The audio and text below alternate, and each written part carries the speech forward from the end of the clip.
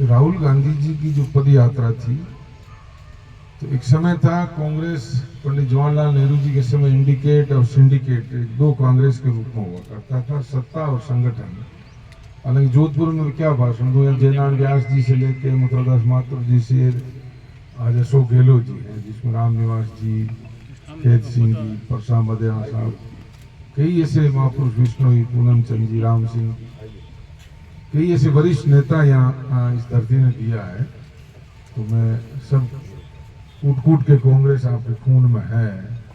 उस समय मुगल और राजाओं के राज से प्रताड़ित होने के बाद जो संगठन हमारे पूर्वजों ने लड़ाई लड़ी, उसी की बदौलत है ये कांग्रेस पार्टी। तो उस समय सत्ता और संगठन का एक अलग रूप हुआ करता था, ऐसा हम इतिहास में पढ़ते हैं। कई पुराने लोग इस चीज को जानते होंगे। लेकिन धीरे धीरे जो शिक्षा बढ़ी, लेकिन संस्कारों में कमी आई। पहले कम पढ़े लिखे लोग थे, लेकिन संस्कार ज्यादा थे। तो एक दो पांच लोगों के कहने पे ही पार्टी टिकट दिया करती थी, उसी को लोग बिना खर्चे के जिताया करते थे। ऐसी परंपरा बनी हुई थी। उस समय कार्यकर्ताओं की कदर इज्जत भी बहुत ज्यादा हुआ करती थी उस इंडिकेट और सिंडिकेट के माध्यम से। लेकिन जो संस्कारों में कमी आने से कार्यकर्ता भी पार्टी से दूर हुआ और सत्ता का संगठन पे काबिज होना, संगठन को कमजोर करना। संगठन से ही सत्ता निकलती है।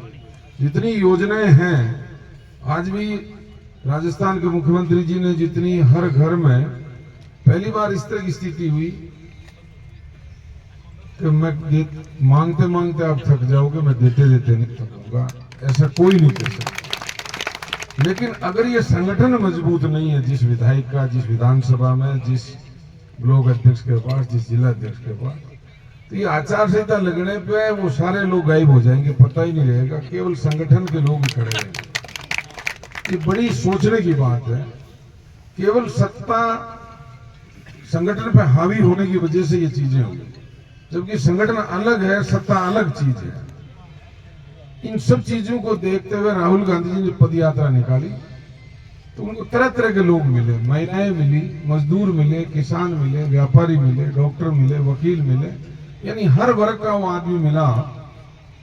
4000 किलोमीटर की पद यात्रा निकालकर उस आदमी ने जो अनुभव किया कि क्यों नहीं मैं वो पूर्वजों की कांग्रेस, जिसको कोई तनख्वाह नहीं मिलती, आज तो लोभ के मारे धरने प्रदर्शन करते हैं कई लोग कि मुझे ये पद मिलेगा, मेरे समर्थन में लोग जुटे हैं। लेकिन उस समय ये पता था कि मैं अगर आंदोलन करूंगा तो मुझे सीधी कालेपन की सजा होगी, या गोली मिलेगी, या फांसी मिलेगी। बिना तनख्वाह के ऐसे लोग गोली खाने के लिए कोई आगे आए, कोई बिना पद के लिए, तो वो कांग्रेस पार्टी का संगठन था। कोई जातिवाद नहीं था, कोई धर्मवाद नहीं था, केवल तिरंगे के 3 रंग थे, उसमें सारी जातियां थी, सारे धर्म थे, उसमें सारे सेक्टर थे। तब जाके देश आजाद हुआ। अगर आज तरह का संगठन होता तो देश अभी भी गुलाम हो जाता। धीरे धीरे जिस तरह की ताकतें देश में राज कर रही है, अगर हम लोग एक साथ नहीं हुए तो वो दिन दूर नहीं जो पुरानी गुलामी की तरह की ईस्ट इंडिया कंपनी व्यापार करने आई। आज भी एक दो व्यापारी इस तरह है कि नीति बना रहे हैं, भारत सरकार उस नीति को इम्प्लीमेंट कर रही है, जिससे देश वापस गुलाम हो सकता है। ऐसी परिस्थितियां बन रही। इसीलिए राहुल गांधी जी समय पर चेता रहे हैं, समय पे ध्यान दिला रहे हैं। इसी चीज को ध्यान में रखते हुए हमारे अखिल भारतीय कांग्रेस कमेटी के अध्यक्ष माननीय खड़गे साहब के आदेश से प्रदेश कांग्रेस कमेटी के अध्यक्ष जी के नेतृत्व में पीईसी जो इलेक्शन कमीशन की कमेटी जो बनी है पीईसी, उसमें हम सब लोगों को जिम्मेदारी दी। उसमें सारे मेंबर हैं। अशोक गहलोत जी भी, मुख्यमंत्री जी उसमें है, सीपी जोशी जी हमारे स्पीकर साहब वो हैं, डॉक्टर जितेंद्र सिंह जी और अलवर के वो भी इसमें हैं, डॉक्टर मोहन प्रकाश जी हैं, सचिन पायलट जी हैं। कई 29 तरह के नेताओं को अलग अलग सेक्टर से चिन्हित करते हुए खड़गे जी ने गोविंद डोटासरा जी की अध्यक्षता में कमेटी गठन किया। जो हमेशा परंपरा थी कि एक टिकट लेने के लिए जयपुर तक आदमी दौड़े, दिल्ली तक दौड़े, 1 महीना खराब करे, 2 महीना खराब करे, और इतनी दूरियां हो जाती, पैसा लगता, वो समय जो विधानसभा में देने के बजाय वो जयपुर दिल्ली में यूं ही व्यर्थ करता। इसके परिणाम पार्टी को खामियाजा भुगतना पड़ता, उस प्रत्याशी जिसको टिकट मिलता उसको भुगतना पड़ता।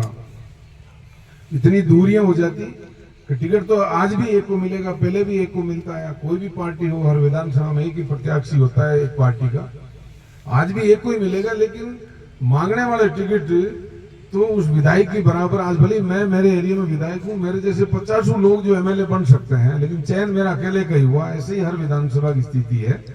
तो हमारी जिम्मेदारी है कि उन टिकट मांगने वाले लोगों को भी हम साथ रखें। अगर उनको दुश्मन मान लिया तो हमारा संगठन कमजोर हो जाएगा। और पहले की जो परंपरा थी वो दूरियां बढ़ाने का काम कर रही थी। एक आदमी 1,50,000 रुपए खर्च करके दिल्ली जयपुर अपने समर्थकों को ले जाता, और जब उसको टिकट